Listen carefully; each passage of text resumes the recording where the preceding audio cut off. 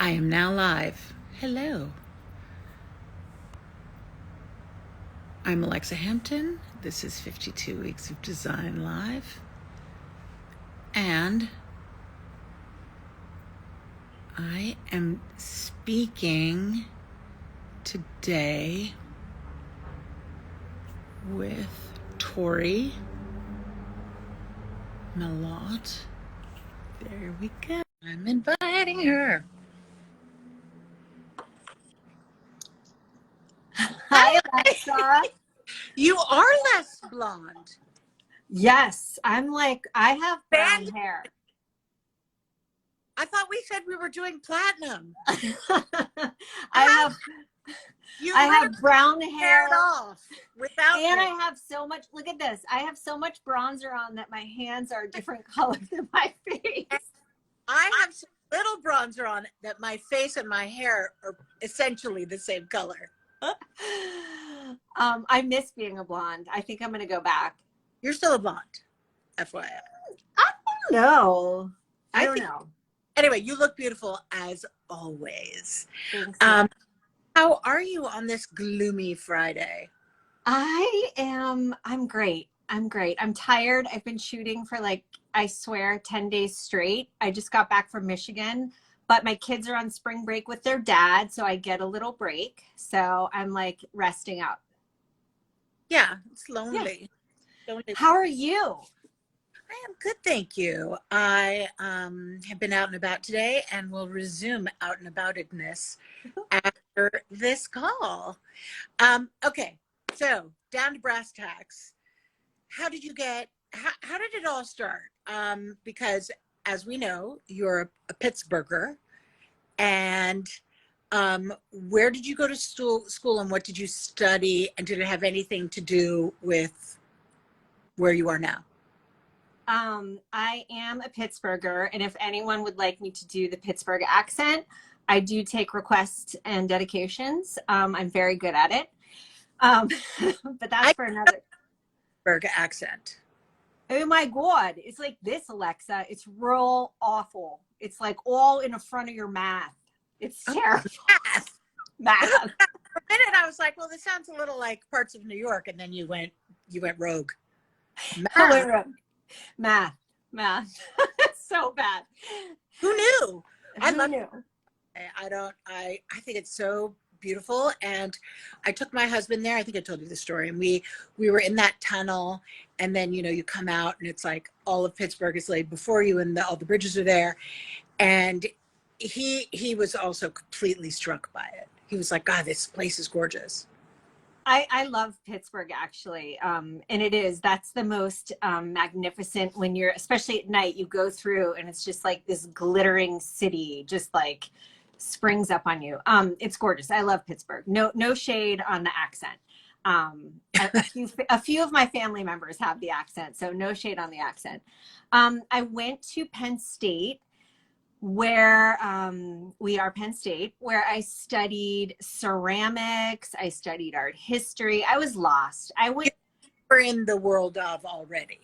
Yeah, but I needed to take a gap year, but we don't have gap years where I'm from. So, because I needed really to just take a year off, which I eventually ended up doing. I just couldn't get it together. I was a mess. My parents were like, you're failing everything. I'm like, I know, man, because I'm having fun. What, Alexa? That was not your response, I'm pretty sure. Oh, no, I'm pretty sure it was. Let's three-way my mom in and she will tell you. Yes. You're cheeky and okay. Yeah, so I couldn't get it together. And finally, my parents were at the end of their rope, and they were like, you either have to finish up at Penn State or you're going to bag groceries. We're not doing this anymore. It's been 6 years. You don't have enough credits to be a sophomore. No, that's not a lie. So I was dating someone who I knew I was going to marry, and he was moving here. And I moved here, and thankfully I did something very smart. I was a very studious person my freshman year, and I had all of those really good grades. which were intact on my transcript. And so somehow, by the grace of God, NYU let me in as a transfer student.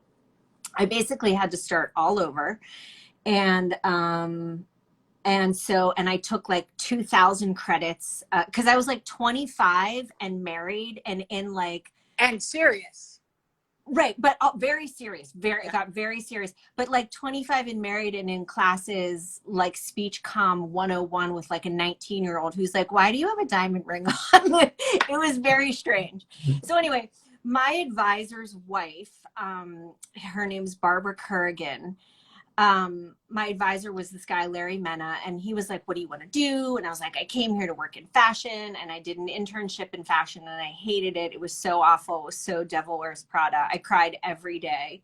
They made so much fun of my Ann Taylor sweater set that I couldn't take it.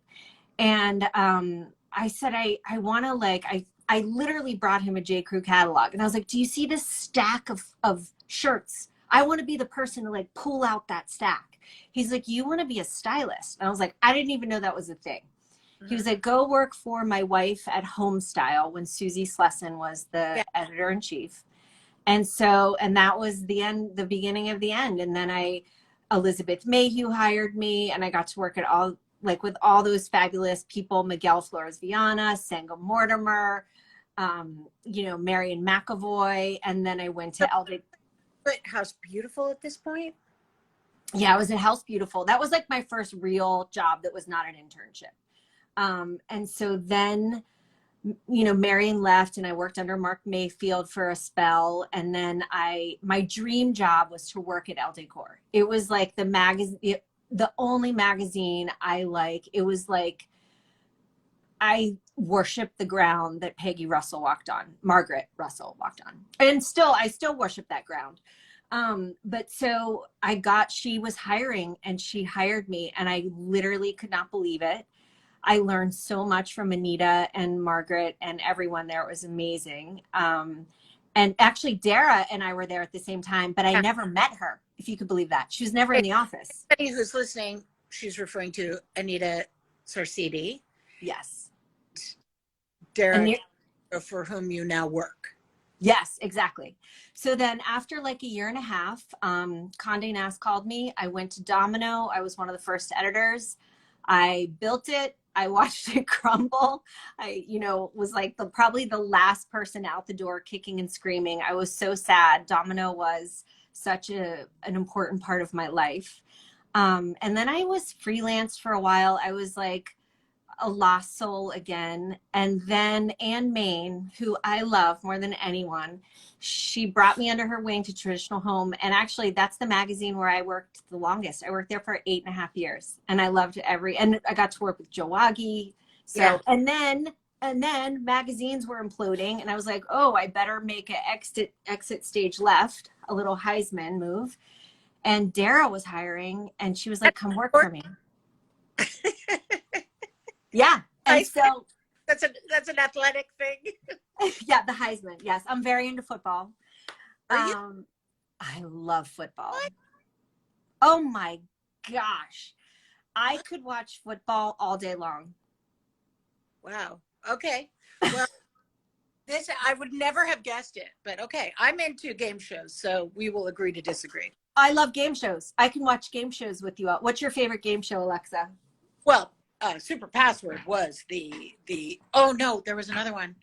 Anyway, and even the guy's name was like Bert Convoy or something, or Conroy, and he did did you love the $1 Million Pyramid? I mean, how thrilling was that? Oh my God, love it. I know you're a Jeopardy fan. I know you are, because you love trivia. Yes. Oh yeah, and crossword. I love games. Me too. I'm propping my phone in a topiary. Okay. So you needed to exit stage left because the magazine world was shaking Yes. in tumult. Yes. And Derek yeah, called. Oh yeah. Bert Conway. Yeah, and so Dara called me and I was like, okay, this is going to be an exciting new experience. And so working on the brand side of something is so different than editorial. I learned so much. I mean, it's like I got a crash course MBA in like a year and a half from like Harvard or something. But it's also really interesting because the way, you know, Dara has, and you have been, you know, all of Schumacher seems to be a lit, you know, it's on fire. And I think that there is something great to be said about that cross-pollination, that you guys weren't from that side, that you brought your other views in from the magazine point of view. I agree with you. I mean, I think seeing branding from an editorial perspective is definitely, I think it adds something to a brand. It's like you can capture a voice, you can engage with an audience in a different way. I think, at least. Well, in certainly a more articulate way, like you can say exactly what your goal is. Exactly. Yes. And so then I've been working at Schumacher, and very recently, though, I am no longer at Schumacher. I am at, I know. No. I mean, I still work at the company, but I am specifically working at Frederick Magazine. So I'm literally back full circle as an editor. So explain to anybody who's in this world of ours, everybody knows what Frederick is, but explain just in case a civilian is watching this. I hope so. If you don't subscribe to Frederick, it is a magazine. It started off as a marketing tool. Dara, when Miles Red was launching his collection in 2014 or 15, Dara had this really cute idea to make this big pamphlet, almost like a bulletin, sort of. It was newsprint, and it had these really big, bright Miles photos with top hats and canes and it was very, who was that one, John Rawlings, that Vogue art director? I mean, it was like hands through paper, you know, it was like the Bob Fosse of whatever. So, like Miles is so Bob Fosse, you know, he's so dramatic. Bob Bossy. Yes, and I bet he's bossy. I mean, I've never worked for him. Like those names. I just think that would be a funny nom de guerre. But that would be funny. Yeah. So it started as that, and then people just kept loving it and wanting more. And Dara, of course, Dara is like the most passionate editor I know. I always say this, I sound like a broken record, but Dara can put together a print magazine more beautifully than anyone on earth, in my opinion, in my humble opinion. And again, that's no shade to any other editor-in-chief I've worked for, but I'm telling you, Dara just has this like magic touch. I don't know what she does. And so it evolved into it just recently, about 4 or 5 issues ago. We've changed the name. It's no longer the Bulletin. It is a magazine called Frederick, comes out 3 times a year, and you can subscribe to it. And it's awesome. And it is, I mean, what is its, not legal, but what's its official relationship to Schumacher? You know, I'm probably, I am not qualified to answer that. Post it later, because she is very much still the creative director at Schumacher. Oh, Dara, absolutely. Yes. Dara wears many hats. But we really are trying to sort of make Frederick its own thriving independent entity. And we're doing it. I'm excited. It's a really fun time. Earth, do you think, having gone from publishing into brand matters, because it hasn't just been fabrics, it's been all kinds of things, and then back to publishing, what are you bringing, like, how is this tenure different? Because it must be very different. You know, it is. First of all, we're not, like, the greatest part about being at Frederick is we're not beholden to anyone. We can print whatever we want. We can run, if we want to make up like a new rubric, we can. Mhm. You know, we really have the, I hate this word. This is such like a business school word, but we really are so nimble that if we get a great story, do you hate that word too? I love that word. I think of Jiminy Cricket. I don't think of business school. Well, it definitely reminds me of all this. Do you follow Airmail weekly? Yes, but I don't read it every week. No, neither do I. But they do this thing on Instagram where they like say words that like we need to have a moratorium on, and Like vowels and I'll loop you back, or no. Yeah, circle back. Yeah. yeah, yeah. I am the biggest commenter on that. I get so annoyed by words that are overused. I just was asking my dear friend last week, I was like, what happened to the word give? When did it become gift? How come everybody gifts? Nobody gives anymore. Like it's so telling that we're such a commercial society that it is no longer about the act. It is about the item. That the verb has been renamed in the guise of a thing. Well, not if I can help it. I actually wrote an email. We're doing something with Jenna Lyons, and I was writing her person back, and I was about to write, we can gift her blah blah blah, and I was like, no, we are not. This is giving. We are giving it to her. So I stopped it. I'm so glad that you felt that way too. It's really struck me recently. Yeah, that's like that. I would love to have a Frederick version of that. And if you tease out the Graydon Carter-ness of Airmail and go back to his original Spy magazine, I mean, I would read that at the lunch table in high school just because it was so funny. And they had that short list, and they'd do the list, and you'd have to figure out what the grouping principle was.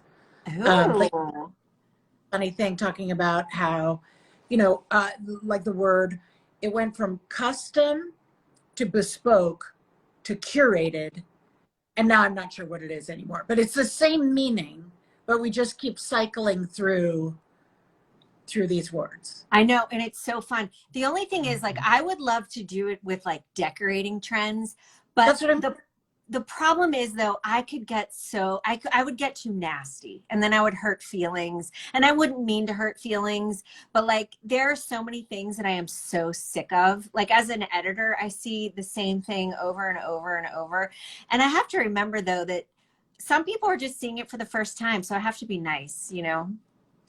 True. But in my head, I have a whole list. Yeah. Yes, I'm with you. So, okay. So so you're beholden to no one. You can do anything you want. You can change the rubric. What is the rubric right now? Well, we have many. I mean, we have so many different articles, like the one that you were in, which is one of our favorites that we are loving. This issue is John Saladino, but Thomas O'Brien was first, Martha was second, Martha Stewart, and Alexa Hampton was third. But it's looking at somebody's old apartment. In your case, three different apartments, and kind of seeing the evolution. And it's also so cool, like this one on John Saladino. I mean, he is truly such a living legend. Like Legend. A legend. So good. Is due for an abundance of praise right now. He's, how, and I was definitely aware of this with my father when he died, people are so sad. And then, focus shifts to icons. And like somebody will, so like you won't hear about them for a while and then you will again. And John Saladino is just such a tour de force. I agree. And he's so ripe. I mean, he was so prolific for so long. And then I think I can't speak for him. I don't know. But like maybe he was just kind of like, I'm giving this to my son. I'm so over this. I just want to go do the crossword puzzle. And I mean, I would say to myself, I want to drink the crossword puzzle, play golf, and drink like white wine spritzers. What? You play golf? Yes. Do you want to play? I'm like, I'm gonna break up with you by the end of this conversation. No! So I thought we had all this stuff in common. First thing off, you've changed your hair color. Then you tell me you like football, and now golf. I don't know what to say. Sporty spice, I'm telling you. But when you're from Pittsburgh, like they make you play sports there. It's like a rite of passage. So, did you get to meet with John during this process? I did not. My colleague, who actually is sadly no longer at Frederick, she went on to another thing, but Hillary Brown, I think, wrote that story and got to interview him. And I actually don't have an issue yet. I can't believe it. I have the PDF. Did you get the issue? Did they messenger it to your house? I don't know. I haven't seen it. If it was in a, I might not have opened it. I have a hard time opening mail. Me too. Oh, wait, we have that in common. I can show you lots of unopened mail. Yeah. If my husband's traveling, God help us. See, look how much we have in common again. Okay. I'm feeling reassured. So every issue has that. Does every issue have, I mean, obviously I'm prompting you because I get every issue. It focuses on product, like what Yeah. What else? We have some, we have market pages, which I just did one on like funky art chairs in this issue. We obviously have tons of amazing well stories. So in this, wait, hold on. I have to take a drink out of my. I hope that's not rosé. No, Blitzer bought this for me. We are trying to drink a gallon of water a day. It's so hard. Yeah, it's so hard. But this issue, we have Jeffrey Dungan and Beth Webb worked on a project in Alice Beach. We have the Sleeper McCann house. So that's such a fun thing that we can do like an historic home that's really fabulous and sort of unknown and no one really talks about it. We have Charlotte. Let me ask you something really personal. Publishing. Do you need to sell ads to do Frederick? We are selling ads. Yes. I mean, I don't need, yeah. I mean, of course we want to sell ads. Yes. And to ever have to speak to your advertisers? Yeah. I mean, do I personally? No. I mean, in the context of Frederick, so if you can go into an old house that nobody's seen, obviously that has nothing to do with who's advertising in the book. Right? Because it's existed. So how do you, as a publishing concern, like, do you have any, do you need to bring in your advertisers into the editorial bits, or it's completely hands off, or it changes from issue to issue? Yeah, no, right now it's pretty separation of church and state. It's like very traditional, sort of the way that magazines have always been run. I don't completely always believe that they're totally church and state. Yes and no. So I will say this, it's easier to work in product because there's so much beautiful product and people are designing so many beautiful things that it's easy to take a look at 50 things and be like, ooh, that's the best one, and then feature it, so that, I guess, but we're not there's no agenda to good. No, that's, yeah. And it's so different because of the relationship to Schumacher as well. Yes. And I will say this. I do want to say this about our advertisers. I mean, Dara is like, she's so picky that like, and I'm picky in a great way. Like her standards are so high. And that's, in my opinion, what makes the magazine so beautiful, that, even if you want to advertise with us, like she might be like, well, can we see a different ad? Like she's, like as she should be. That's why it's such a point of view, but we do love our advertisers. And if they do make beautiful product, which I think all of them do, it's easy to include them. So point of view, worldviews, you described yourself, I thought perfectly, as one part preppy. I also like that it was kind of like a drink recipe. Like a jigger of preppy, a jigger of, what was the second thing? Of Girly. girly, and then a dash of bohemian. But then on your questionnaire answers, you totally lied and said you were, people think of you as a maximalist, but you're really a frustrated minimalist, even though you're a close to hoarder. And I don't think you are actually a minimalist in your heart of hearts. Oh, no, no, no. What I meant, that was supposed to be, I was trying to make a funny. I guess it didn't land. No, no, no, it did. Like, despite appear to be a hoarder, but you don't actually, in your heart of hearts, desire to be a minimalist, do you? No, no, no, no, no. I mean, do you? No, I've got piles, and my children buy me like tacky glitter frames for Mother's Day. No, I've got it all. I have, look at this. I have golf balls and inkwell tickets. Well, the difference between being messy, you know, like I am both a maximalist and a mess. I'm not one of those people who leaves my desk. You know, I can never find it. It's always like a storm has just passed through. See, we are coming back full circle, because if you could see my desk right now, I mean, it's atrocious. I'm sitting at it, and it's got, I mean, Look, so, I have all my vitamins. God, you're on a health kick. It sure is February, right?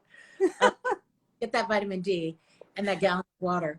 But if you love Dara's point of view, which you do, and which we all do, and you love the look of Frederick, and what is your title at Frederick? Style director. Style director, still. What is your, hold on, there's a child. Yes, goodbye. Love you. Bye. Bye. Do you and she, like, do you think that her style, like that yours is very parallel? No. Oh my gosh. That's why this is why Dara and I are so good together. She has the total opposite style of me. She has the best taste in the entire world, but it could not be more opposite. I am like bows and scallops and frills and bunnies and poo-poos and all, you know, like flowers and chintzes.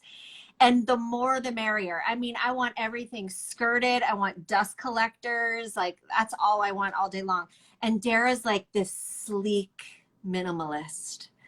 But we appreciate where the other person is coming from. And so I might bring in a story that's like totally not her style, but she gets it, you know? And she just has amazing taste. Yeah.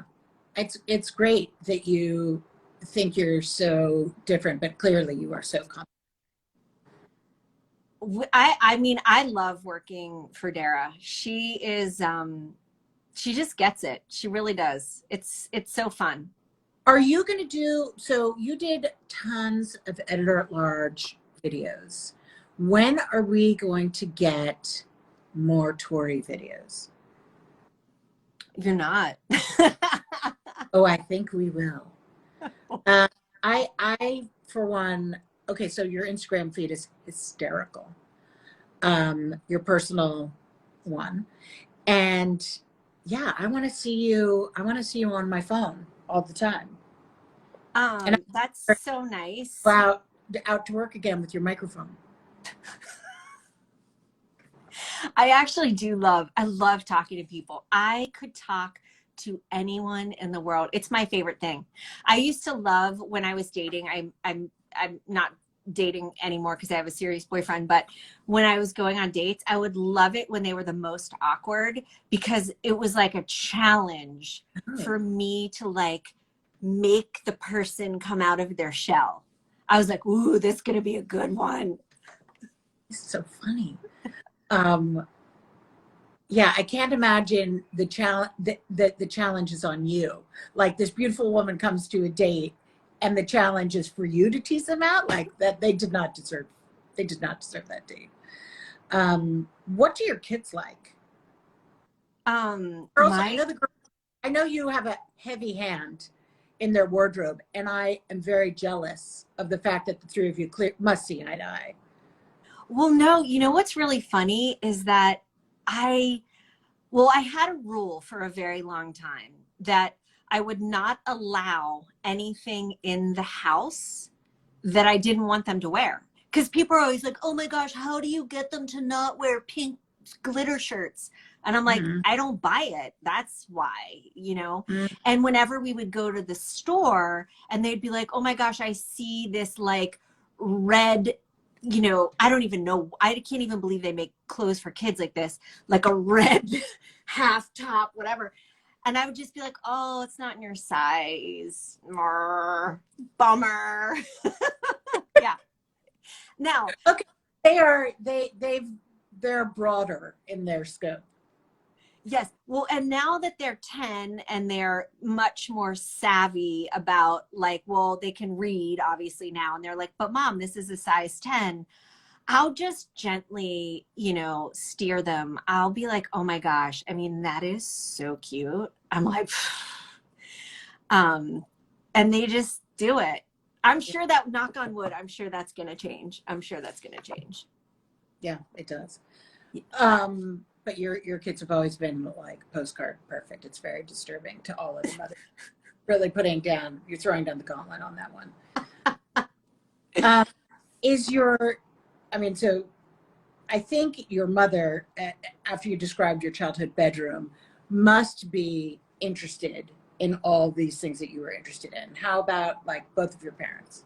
Yeah. So weirdly, I was raised by my grandparents. I have a very close relationship with my mom, who I love and adore, but my grandparents pretty much raised me from birth. Yeah.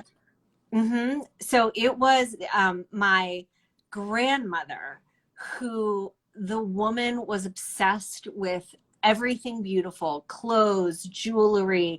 She and I were like the same person. We would do after church on Sunday, we would go to the mall and we would go there until it closed. We would hit every shop. And it was like we were so simpatico. Um, and she constantly had my poor grandfather changing wallpaper every 2 years in every single room. I can't tell you how many iterations of my bedroom there were. But you said Um, the way it is, you won't let it be changed. well, so my grandparents died, and actually my grandpa built our house. Yeah. What? Let me find a really horrible thing to ask you No, about. no, I'm not sad. They had amazing lives, and I'm so lucky I had them for so long. I can't wait to see them again. I have no doubt I will. But my grandparents died, and when my grandfather built our tiny little house with his bare two hands. It's like so cute. Everything's wonky. Nothing is a straight line. I think he got real frustrated and just was like, forget it. So it's kind of quirky. And my mom actually ended up moving into that house. So like my bedroom has just never changed. And and at first I was like, Mom, let me redecorate. Come on. Like, this is what I do. I'm a decorator-ish person. And she was just like, why am I going to spend the money? I mean, we're very Midwestern people. It's like, can't spend any money at all. So my room is now intact as a shrine to 1988, and I never want to change it. I love it. It makes me feel so safe when I go home. Yeah, grounded in your girly bedroom with your dark, beautiful mahogany beds. And Yes. how frequently do you change up your place in New York? Um, How many have you lived in New York City? Wait, I'm sorry. Say that again, Alexa. How many different places have you lived in New York? Oh, yeah, this is a great question that no one ever believes, but I won't bore you with the details, but 27. Wow. Did they look similar to each other, or were each one was different? All different. I'm such a gypsy. I'm like, I can't, it's hard for me to put down roots. Because I think I'm always just wanting to go back to my homestead. That's the only place I really consider to be home. So these are all just very transient places for me. Yeah. So what's your house like right now? Oh boy, a Yeah. mess. Asked how many neighborhoods? Like many, many. Oh, many, all Yeah. the neighborhoods. All of them. all the neighborhoods. Actually, this was my last stop. The only neighborhood I hadn't lived in was the Upper East Side. And I moved. I'm on 80th Street. I love it. I was meant to be an Upper East Sider. I soak it in every day. I literally walk outside and I'm like, I love Yorkville. I love it. But my apartment right now, I mean, I've just got like a sisal rug. I've got a white sofa, a white linen sofa. If you can believe that I bought when my children were 2. I am bemused. And it's in perfect condition. Why don't you have a very fancy and frilly slipcover? Well, okay, so that's next on my agenda. I want to have an all over crazy pattern sofa. And what are your colors at home? Oh, my mom's iPad is ringing. So this is hilarious. My mom gave me her iPad and I can monitor all of her calls. And I know how many times a day my little sister calls her, which is ridiculous. So I'm like, you guys are codependent. That you have this bird's eye view? Wait, what's up? Does she know that you're watching? Probably not. I don't even know. I saw my little sister get on. Hi, little sister. You and mom, you guys talk too much. Is she interested in design? A little bit. She's a pharmacist, so a little bit. She likes nice things, you know, but she's not like, I can't get enough. Yeah. You know, if you let me come to your house, I mean, I've been there, but if like, come to my house. I know, I've been there a couple times. I've actually been in bed with you, I think. Yeah. Can we explain that before we continue? Yes, yes. A bunch of us were hanging out on the bed pre-party. We were having a pre-party. No, it's when I did the traditional home in bed with. It was like a series. Do you remember that? In bed with Harry Heisman, in bed with Alexa Hampton. Right. Okay. We were in bed. No, but like if I were to come over and there weren't a party where I could literally just corner you and drill you with questions, I'd be like, what's that? What's this called? What's that? I just want to know everything about design. I love it. Can't get enough. Have a magazine collection? Sadly, I don't have room for a magazine collection, but all of my magazines, the only one I haven't thrown out, I have all my World of Interiors from 1999 onward, but they're at my little brother's house in Pittsburgh being stored. Yeah. I know, that's very sad. I have somebody I poached their World of Interiors. No, they offered it and I gladly took it. And I remember when Dara did Veranda, that's when I started collecting all of them. I was like, this is eye candy. Her Veranda was incredible. Clint's was really good too, I have to say. Yeah, I love them all. I mean, I'm not the word, but you know what I mean. I love magazines. Wait, I have a question for you, Alexa. You asked me on the questionnaire what book, if like my apartment were burning and I had to save a book. And Horse P. Horse. Love that book. What would you pick? I'm so curious. One of your dad's books? I don't know, because I assume that you can get everything on Amazon. I think I'd go for Pets and People. I know that is not the question. But yeah, I mean, I would go for scrapbooks. Oh, yeah, definitely. Well, I didn't know we were counting scrapbooks. I would go for those too. The beauty of being the person giving the questionnaires, I can withhold anything from you and make you answer the hard question while I get away on a technicality. Anyway,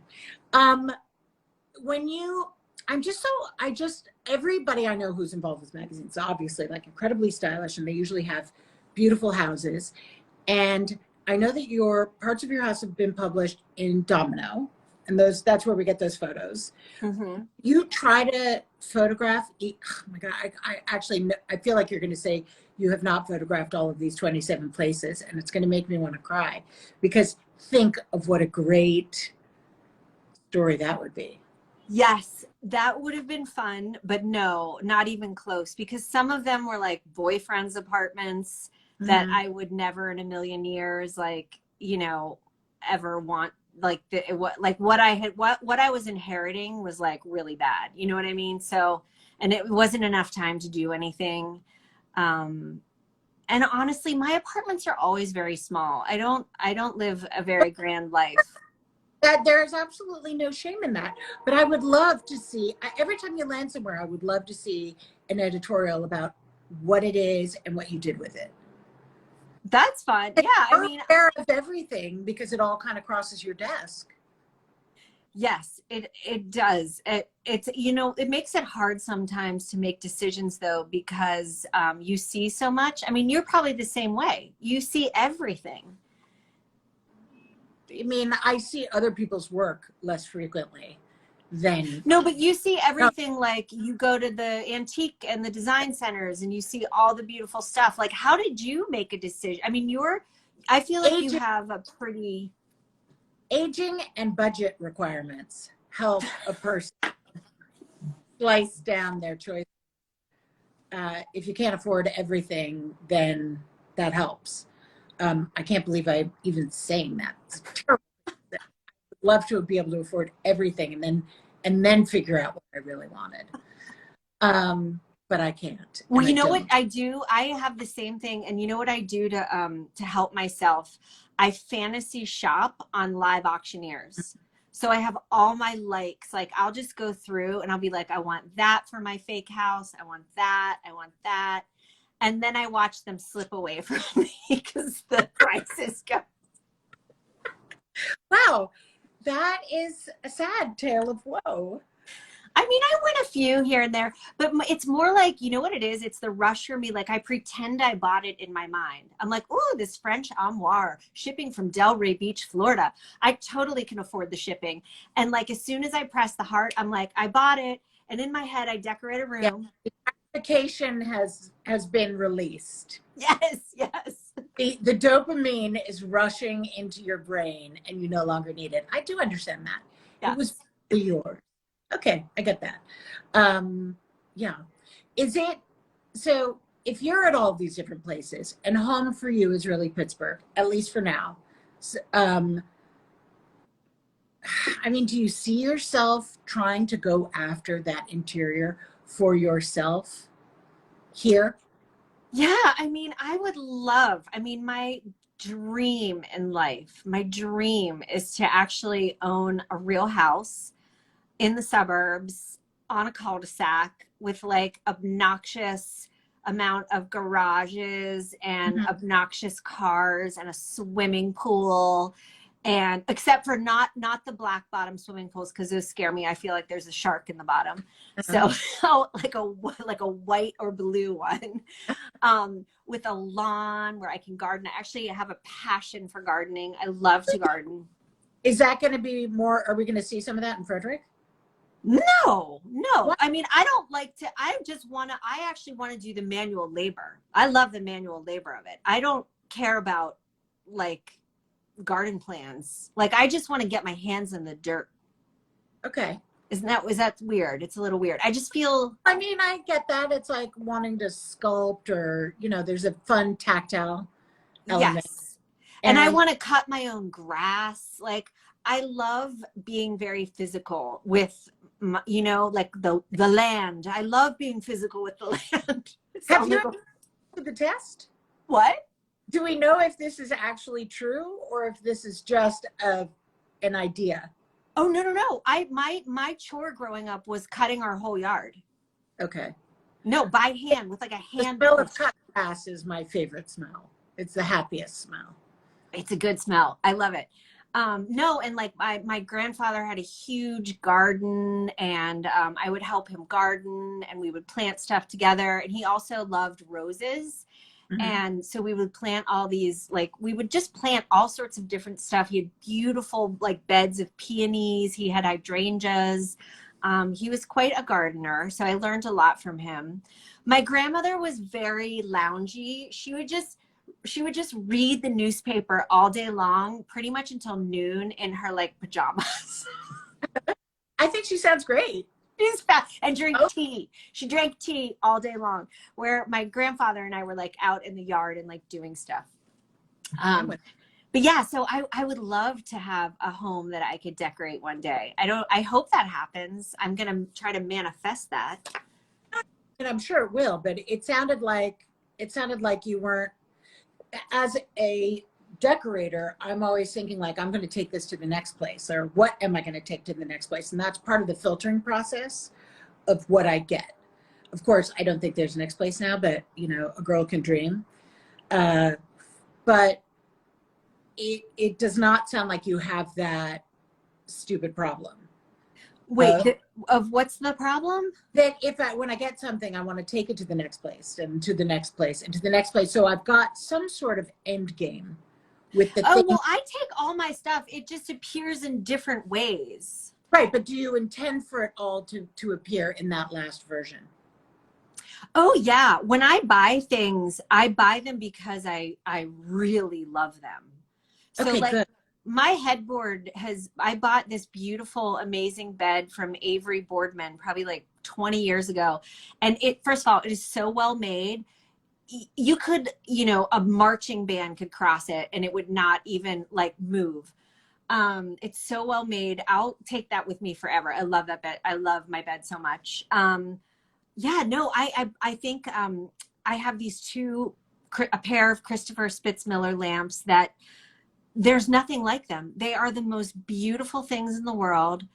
The shape is perfect. The glaze, I have a silver finish, like the mercury glass finish, perfect finish. That shiny, high polished wooden base. I mean, they're perfect. I love them. I might change the shade, but Yeah. I'm never getting rid of the lamps. And of course, my children, I had my one thing that I love so much is this Nearman Weeks black lacquer coffee table that has scallops on the bottom. I love it so much. My children have destroyed it. But I reached out to Nearman Weeks like a couple years ago, and they said that I could ship it down to Maryland and they would refinish it and it would look like new. It is good to be in the business. It is good to be in the business. Yeah. Good. So one day my coffee table will have new life. I can't wait. Do you always want to stay in publishing, or would you allow yourself to be beckoned back into the brand world? Yeah, I mean, I think for the moment, I really love publishing, and I think that Dara is doing something really. I think she's doing something really amazing, and so I'm very happy where I am right now. But yeah, I mean, in however many years, and I'm like, okay, this isn't fun for him anymore. It's like the same, heck yeah, I'd be down for anything. That's fun. But I'm never leaving you, Dara. Never. She's gonna. Well, Derek keeps reinventing things, so there would be no need. You would never get bored because she keeps switching it up. Well, what I really want to do, my dream, every time someone's like, if you had to go back and do it all over, what would you do? And I'd be like, oh my gosh, I'd be a decorator in a millisecond. I am constantly, every time Ashley Whitaker posts a job listing, I'm like, me over here, I'm right here. Nick Olson just posted one. I was like, can I come work for you? Like, I think I've asked you before. I'm like, Alexa, how would you feel about hiring me? But the problem is I don't know CAD. That's the problem. Yeah. Because if you're coming in as a junior decorator, you got to know CAD. It is definitely a useful thing to have. But if you were a decorator, what would be, I mean, you sort of are, you get status. What would, how would you describe that style? The style that you're most, I mean, we know it's lots of patterns. Mm-hmm. We know it is definitely aware of history, if not anchored in it. Yeah, right? I like to live in the past. So I'm historical styles. I have to say, and this is why I don't think I would be I think I'd be a fine decorator, a fine B-list decorator, but I don't have that like crazy creative bone. I just, you know what I do? I reinterpret really well. And I might even take a design and like, put a different fabric, but I don't have like, remember when you were doing one of, wait, no, you were, no, listen to me. You were doing a show, one of your Hickory Chair, which I know you're not at Hickory Chair anymore. You're now at Theodore Alexander. But you did this crazy like purple and red, and there you were painting there the night before, and you did all these busts. I was like, wow, I could not have thought of that in a billion years. Now I can copy it, and I can copy it really well, and make it my own by like changing the colors or something. But I don't have that I don't have that streak that like you and Markham and Miles, like you guys just do these really like, it's like decorating gymnastics. But I think we're all so many of the designers who are rooted in history or refer in some regard to history definitely are love. You know, I was in Nashville, and I was sitting there with Ashley Whitaker and the Gracies and Christopher Spitzmiller, and we were talking about those iconic rooms, say the Albert Hadley room that was teal lacquer and then had the zigzag brown floors. You know, we are all revisiting them, not as a ripoff, but as a nod to these beautiful epic rooms that we want to stay connected to.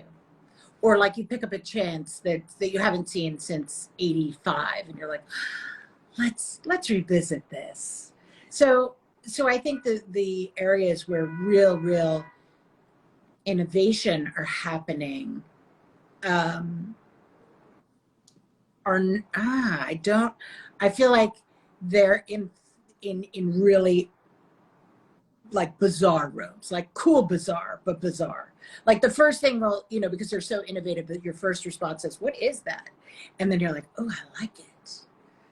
So I have total reverence for those people, but I do feel like there's lots of interpretation that goes through a lot of our designs.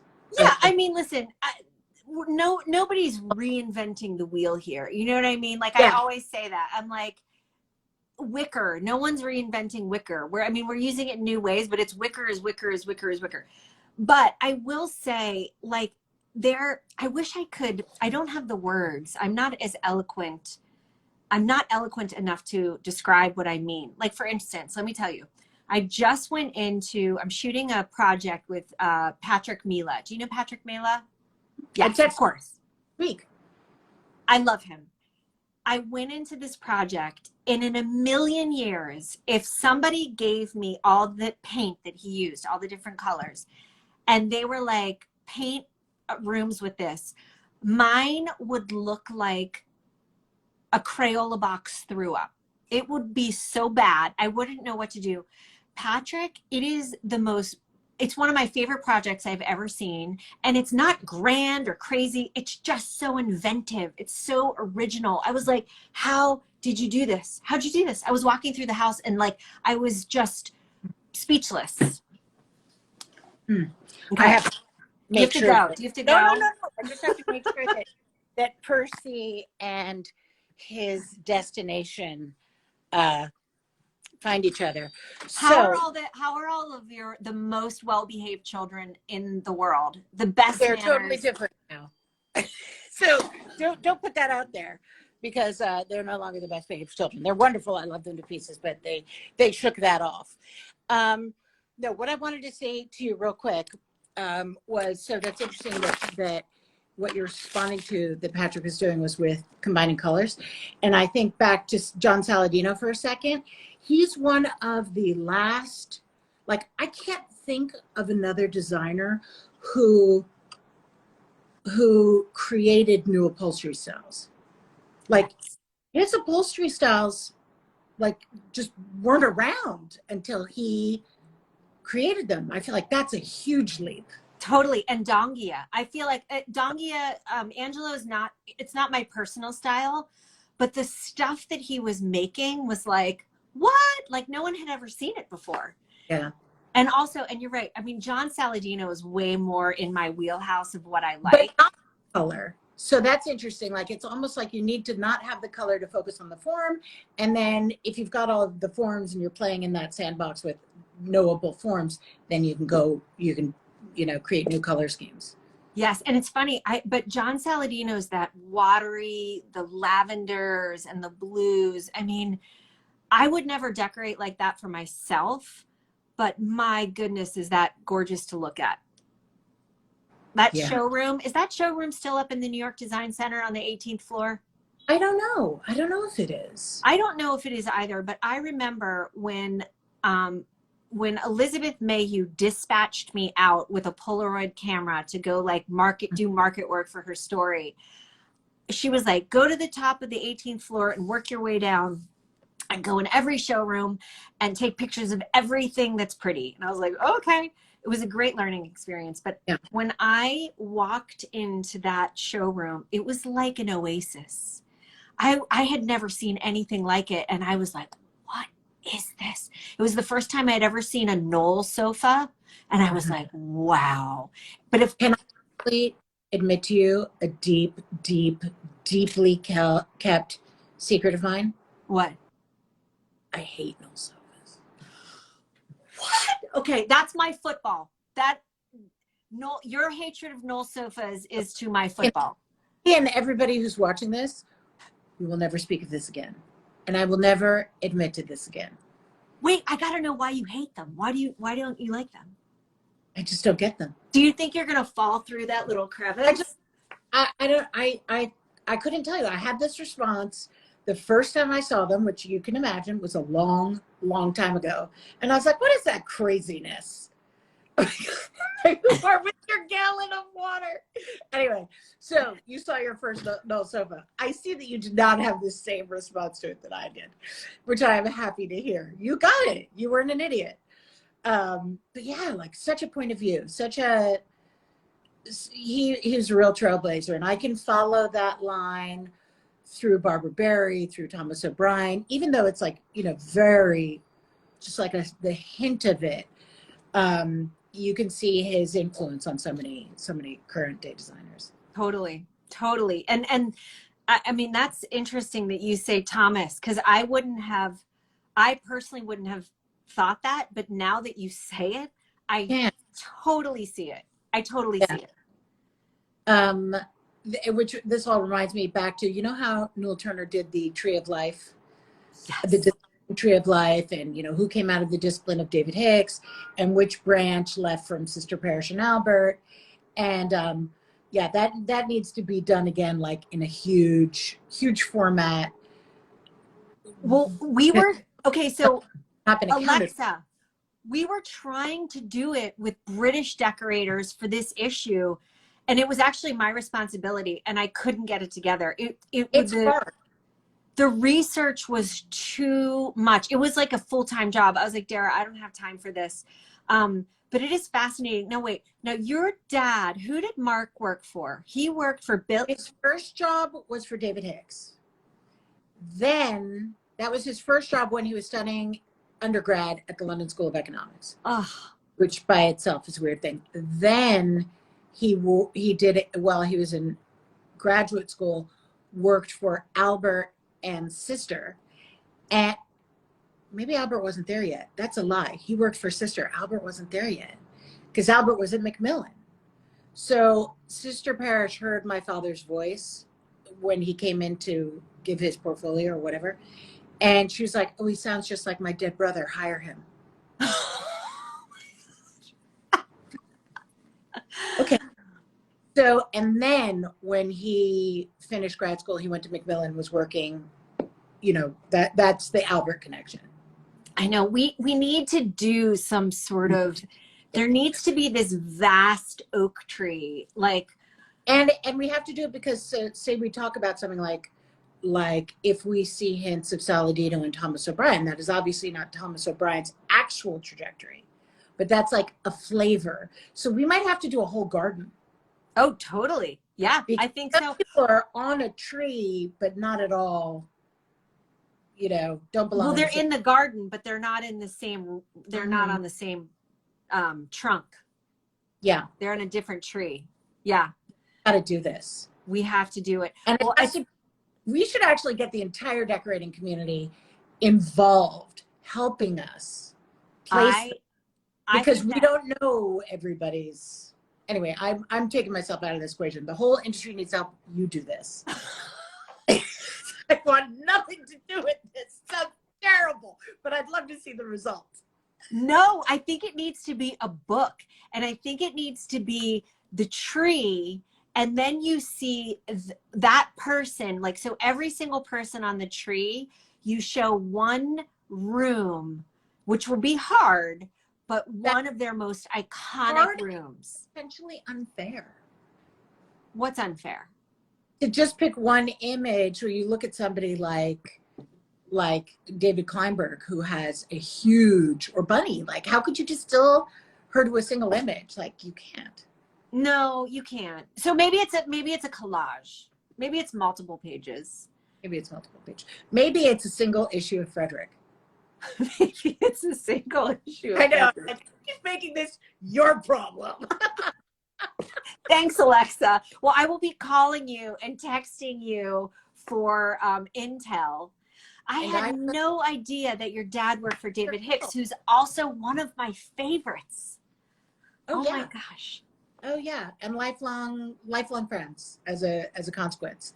And that is part of my love of Ashley in India, is that I met them when I was a kid.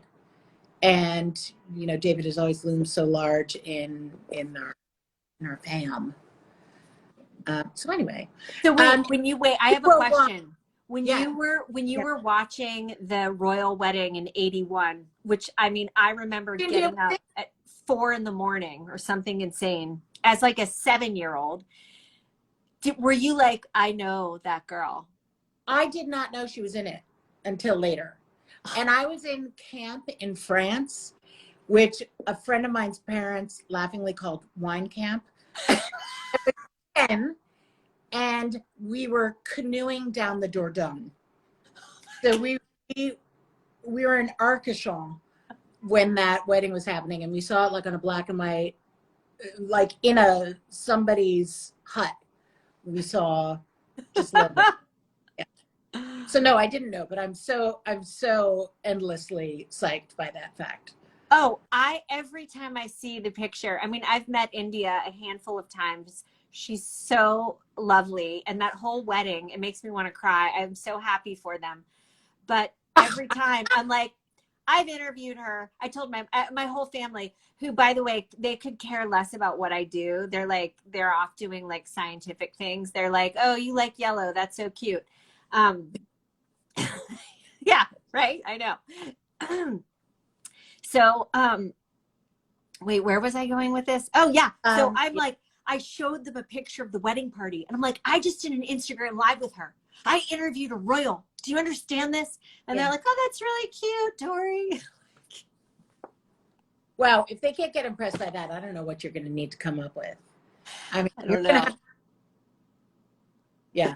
Well, you know, they're very typical Midwesterners. They're just very low key, and they don't get super jazzed, you know? They're just kind of like even. Collected. Yes, very collected. Collected and poised. Yes. Since one of my parents is Midwestern, I don't want to, I love Midwesterners. Anyway, we could just like. I know, but we probably both have to like go do work and stuff. Okay, so listen. So you, for the time being, for the foreseeable future, you want to stay in magazines. But there might be a day when we might see you decorating now that Dara's truly shown the way to us all, like what you can do in, like any company can be anything. You're up for it, right? Yeah. As long as you stay on the Upper East Side. Yes, as long as I get, or Connecticut. I have an affinity for Connecticut. Upper East Side or Connecticut. I'll go to those two places.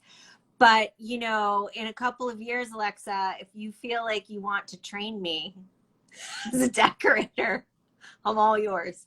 It's literally, it's like I am the most frustrated, like, I'm going to be one of those, you know how there are those Instagram posts about people who go back, like 90-year-old women who go back and get their like diploma?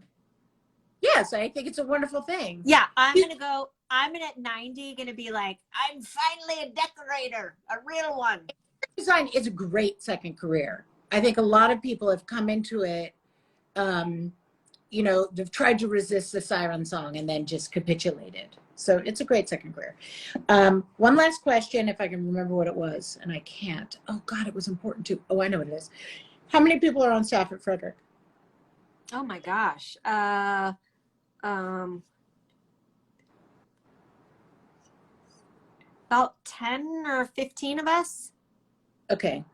So in addition to the garden, the decorating garden, and the family tree, I would love to request a Frederick issue showing all of the interiors of the 10 people on staff. Frederick, Oh, like a who we are issue. that's fun. I like that. Oh my I, gosh. Dara might go for that. I'm going to pitch it to her. well, she certainly, her house is gorgeous. I would love to see that because you guys have such an interesting view on interior design and what's out there, that you guys must be holding a lot of secrets. That's a fun idea. I'm going to pitch that on your behalf. I will not take credit for that. You can get like co-producer credit. Which will get me a box of chocolates. That's right. Yeah. Oh my gosh, Alexa, I could talk to you forever. You're the best person. You have the I am best. just the best. No, you have the best. You have the best energy. Your energy is so good. For 1 hour a week, I have good energy. Like I do tell people that the best time to catch me is between 11 and 11:15 on a given day. Like a 15-minute window, and then I fall apart. Well, it was lovely speaking to you. How can people order Frederick? How do they get it? You can either go to frederickmagazine.com, and if you scroll all the way down, there's a subscribe button. Or if you log out right after this, you can go to the link in my bio, and I have a subscription right in the link in bio. You just click that little thing. And is it both print and digital?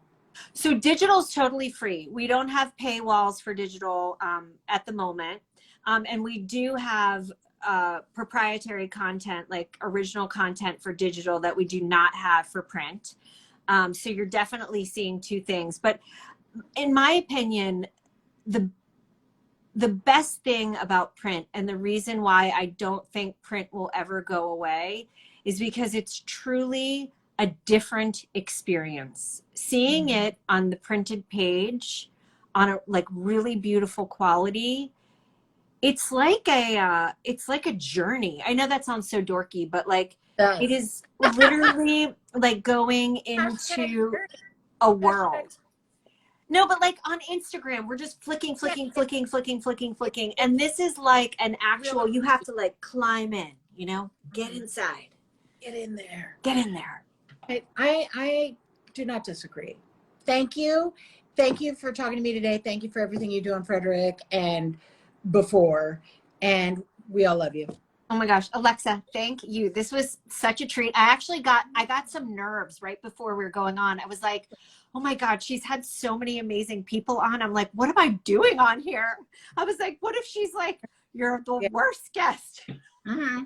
Yeah, you just go sit on your null sofa and watch some football and get ready to play golf, and we'll talk later.